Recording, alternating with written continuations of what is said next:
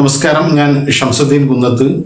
Effective public സ്പീക്കിങ്ങിനെ കുറിച്ച്, effective കമ്മ്യൂണിക്കേഷനെ കുറിച്ച് നമ്മൾ കുറച്ച് വീഡിയോസ് നേരത്തെ ചെയ്തിരുന്നു. അതിലേക്ക് ആഡ് ഓൺ ചെയ്യാൻ കഴിയുന്ന രീതിയിലുള്ള ഒരു ചെറിയ വീഡിയോ ആണ് ഇത്.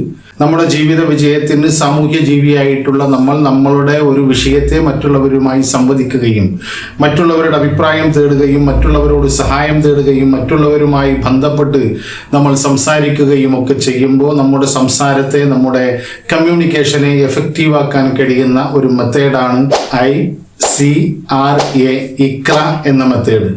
ഈ മെത്തേഡ് അനുസരിച്ചാണ് നാം സംസാരിക്കുന്നത് എങ്കിൽ നാം പറയാൻ ഉദ്ദേശിച്ച ഐഡിയയെ മറ്റുള്ളവർക്ക് പകർന്നു നൽകുകയും നമ്മുടെ ആശയത്തെ മറ്റുള്ളവരുമായി സംവദിക്കാനും എളുപ്പത്തിൽ എഫക്റ്റീവായി കഴിയും എന്നതാണ് ശാസ്ത്രീയമായി തെളിയിക്കപ്പെട്ടിട്ടുള്ള ഒന്ന്.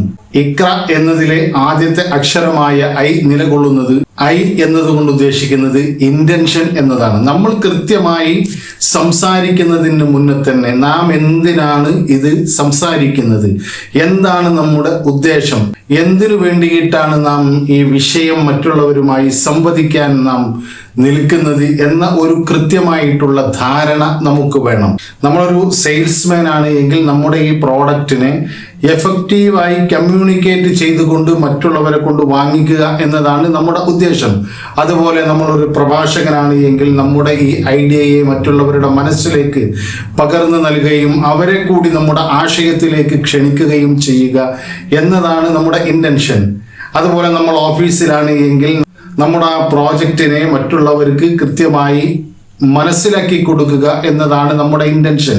അല്ല എങ്കിൽ നമ്മളൊരു ഗ്രൂപ്പിന്റെ ലീഡറാണ് എങ്കിൽ ആ ഗ്രൂപ്പിനെ കൃത്യമായി എഫക്റ്റീവായി നയിക്കുക എന്നതാണ് നമ്മുടെ ഇന്റൻഷൻ. അങ്ങനെ കൃത്യമായിട്ടുള്ള ഒരു ധാരണ, ഒരു ഉദ്ദേശം, ഒരു ലക്ഷ്യം നമ്മുടെ കമ്മ്യൂണിക്കേഷന് വേണം. നമ്മൾ പലപ്പോഴും പറയാറില്ലേ, അയാൾ എന്താണ് പറഞ്ഞത് എന്ന് പോലും മനസ്സിലാകില്ല, എന്തിനാണ് അയാൾ ഇപ്പോൾ ഇങ്ങനെ സംസാരിച്ചത് എന്ന് എനിക്ക് മനസ്സിലായില്ല എന്ന അർത്ഥത്തിലൊക്കെ നമ്മൾ സംസാരിക്കാറുണ്ട്. അങ്ങനെയല്ലാതെ നമ്മൾ എന്തിനാണ് സംസാരിക്കുന്നത് എന്ന ഒരു ലക്ഷ്യം നമ്മുടെ മനസ്സിലുണ്ട് എങ്കിലാണ്, ഒരു ഇന്റൻഷൻ നമ്മുടെ മനസ്സിൽ ഉണ്ട് എങ്കിലാണ് ആ ഇന്റൻഷനിലേക്ക് ആളുകളെ നയിക്കാൻ നമുക്ക് കഴിയുകയുള്ളൂ. ഇക്രയിലെ രണ്ടാമത്തെ അക്ഷരം C സൂചിപ്പിക്കുന്നത് കൺസിസ്റ്റൻസിയാണ്. നാം പറയുന്നത് കൺസിസ്റ്റന്റ് ആയിരിക്കണം, അതിലൊരു സ്ഥിരത വേണം, ഒരു നിലപാട് വേണം. നമുക്ക് നാം പറയുന്ന കാര്യത്തിൽ കൃത്യമായിട്ടുള്ള ഒരു നിലപാട് നമുക്ക് വേണം. അതേ കാര്യമായിരിക്കണം. ഇന്നലെ ഒന്ന് പറയുന്നു, ഇന്നൊന്ന് വേറെ ഒന്ന് പറയുന്നു, നാളെ നമ്മൾ വേറെയാണ് പറയുന്നത്. അങ്ങനെ നമ്മുടെ വാക്കുകൾക്ക് സ്ഥിരതയില്ല എങ്കിൽ, നമ്മുടെ സംസാരങ്ങൾക്ക് സ്ഥിരതയില്ല എങ്കിൽ അത് ആളുകൾ സ്വീകരിക്കുകയില്ല. ഒരു നിലപാടിൽ ഉറച്ചുകൊണ്ട്, ആ നിലപാടിൽ കൃത്യമായ ധാരണയുള്ള ഒരു നിലപാടിനോട് ഒപ്പം നിന്നുകൊണ്ട്, ഒരു ഫിലോസഫിയോടൊപ്പം നിന്നുകൊണ്ട്, ഒരു സിസ്റ്റത്തിനോടൊപ്പം നിന്നുകൊണ്ട് നമ്മൾ പറയുന്നത് എക്കാലത്തും ഒന്നാണ്. അവൻ വാക്കു പറഞ്ഞാൽ മാറ്റി പറയില്ല എന്ന് പറയുന്നത് കേട്ടിട്ടില്ലേ? എന്നതുപോലെ മാറ്റി പറയാൻ അവസരമില്ലാത്ത വിധം കൃത്യമായ സ്ഥിരതയോടുകൂടിയാണ് നമ്മൾ സംസാരിക്കുന്നത് എങ്കിൽ നമ്മുടെ വാക്കുകളെ ആളുകൾ വിശ്വാസത്തിലെടുക്കുകയും നമ്മൾ ക്ഷണിക്കുന്ന ആശയത്തിലേക്ക് ആളുകൾ കൂട്ടമായി വരികയും നാം വിൽക്കുന്ന പ്രോഡക്റ്റിനെ ആളുകൾ സ്വീകരിക്കുകയും ഒക്കെ ചെയ്യും. മൂന്നാമത്തെ അക്ഷരമായ R നിലകൊള്ളുന്നത് റിസപ്റ്റീവ്നെസ് ആയിരിക്കണം. മറ്റുള്ളവരെ കൂടി സ്വീകരിക്കാനുള്ള ഒരു മനസ്സ്, അവർ പറയുന്നതിനെ കേൾക്കുകയും നല്ല ഒരു ലിസണറാകുകയും അവരുടെ ആശയങ്ങളെ കൂടി ഉൾക്കൊള്ളാൻ നാം തയ്യാറാണ് എന്ന് മറ്റുള്ളവരെ ബോധ്യപ്പെടുത്തുകയും ചെയ്യുമ്പോൾ നമ്മൾ പറയുന്നതിനെ സ്വീകരിക്കാൻ അവരും തയ്യാറാകും. അങ്ങനെ ഈ കമ്മ്യൂണിക്കേഷൻ എന്നത് നമ്മൾ പറയാറില്ല, ഒരു അങ്ങോട്ടും ഇങ്ങോട്ടും കൊണ്ടും കൊടുത്തുകൊണ്ടുമുള്ള ഒരു വ്യായാമമാണ് കമ്മ്യൂണിക്കേഷൻ എന്ന് പറയാറുണ്ട്. മറ്റുള്ളവർ പറയുന്നതിനെ കേൾക്കുകയും അതിൽ സ്വീകരിക്കേണ്ടതിനെ സ്വീകരിക്കുകയും അങ്ങനെ നിങ്ങൾ പറയുന്നത് കൂടി സ്വീകരിക്കാൻ ഞാൻ തയ്യാറാണ് എന്ന ഒരു മനോഭാവത്തോടു കൂടിയായിരിക്കണം നാം കമ്മ്യൂണിക്കേഷൻ നടത്തേണ്ടത്. നമ്മൾ പറയാറുണ്ട്, ചില ആളുകൾ അദ്ദേഹത്തെ കാണുമ്പോൾ തന്നെ ഒന്നും പറയാൻ തോന്നില്ല, ചില ആളുകളെ കാണുമ്പോൾ നമ്മൾ മാറി നടക്കാറുണ്ട്. അവരുടെ ബോഡി ലാംഗ്വേജ്, അവരുടെ ആറ്റിറ്റ്യൂഡ്, അവരുടെ പെരുമാറ്റം, അവരുടെ മുഖഭാവം ഒക്കെ നമ്മൾ കാണുമ്പോൾ തന്നെ അവരോട് സംസാരിക്കാനുള്ള ഒരു ത്വര നമുക്കില്ലാതെ പോകും, നമ്മൾ അവരെ മാറി നടക്കും എന്ന രീതിയിലാകരുത്. മറ്റുള്ളവരെ കൊണ്ടുകൂടി സംസാരിപ്പിക്കാൻ കഴിയുന്ന രീതിയിലേക്ക് നമ്മൾ മാറുകയും അതനുസരിച്ച് മറ്റുള്ളവർ പറയുന്നത് കൂടി കേൾക്കാനും സ്വീകരിക്കാനും ഒക്കെയുള്ള ഒരു മനോഭാവത്തിലാണ് നാം മറ്റുള്ളവരുമായി കമ്മ്യൂണിക്കേറ്റ് ചെയ്യുന്നത് എങ്കിൽ നമ്മുടെ ആശയത്തെ അവരുടെ മനസ്സിലേക്ക് പെട്ടെന്ന് സ്വീകരിക്കാനുള്ള ഒരു അവസ്ഥയിലേക്ക് അവരെ കൊണ്ടെത്തിക്കാൻ നമുക്ക് കഴിയും.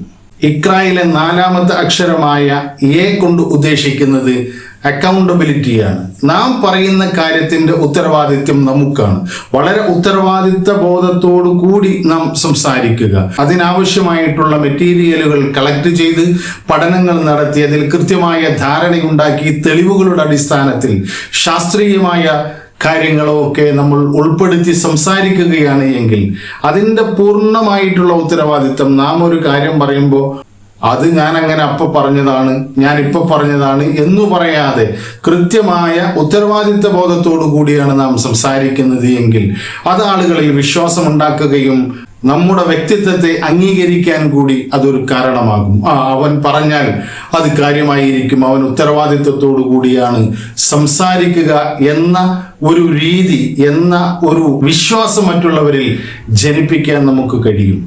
അപ്പോൾ നമുക്കറിയാം, ജീവിത വിജയത്തിന് ഏറ്റവും സഹായകരമാകുന്ന ഒന്നാണ് കമ്മ്യൂണിക്കേഷൻ എന്നത്. കമ്മ്യൂണിക്കേഷൻ നമ്മുടെ ബ്രാൻഡിനെ, പേഴ്സണൽ ബ്രാൻഡിനെ ഉയർത്തും. നമ്മുടെ ജോലികളിലും നിത്യേനയുള്ള സാമൂഹികമായ ഇടപെടലുകളിലുമൊക്കെ ഒരുപാട് വളർച്ച നമുക്കുണ്ടാക്കും.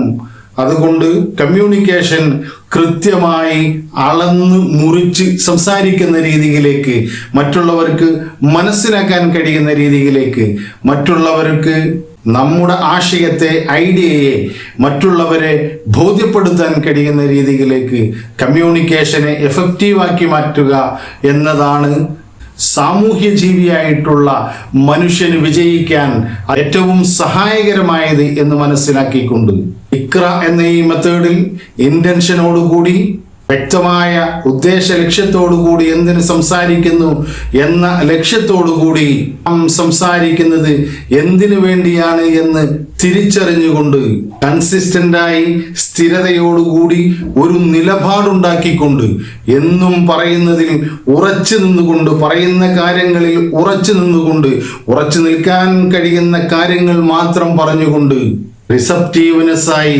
മറ്റുള്ളവരെ കൂടി കേൾക്കാനും മറ്റുള്ളവർക്ക് നമ്മളെ അപ്രോച്ച് ചെയ്യാൻ കഴിയുന്ന രീതിയിലുള്ള ഒരു ബോഡി ലാംഗ്വേജും ഒരു മനോഭാവവും ഒരു ആറ്റിറ്റ്യൂഡും ഒക്കെ ബിൽഡ് ചെയ്തുകൊണ്ട് അക്കൗണ്ടബിലിറ്റിയോടുകൂടി ആധികാരികമായി ഉത്തരവാദിത്വത്തോടുകൂടി നാം സംസാരിച്ചു തുടങ്ങിയാൽ പറയുന്ന കാര്യങ്ങളെ ജനങ്ങൾ സ്വീകരിക്കുകയും അവർക്കിടയിൽ സ്വാധീനവും അവർക്കിടയിൽ ആകർഷണീയമായ വ്യക്തിത്വവുമായി മാറാൻ നമുക്ക് സാധിക്കും. അതിനു സാധിക്കട്ടെ എന്ന് ആത്മാർത്ഥമായി ആഗ്രഹിച്ചുകൊണ്ട് മറ്റൊരു വീഡിയോയിൽ കാണുന്നതുവരെ നന്ദി, നമസ്കാരം.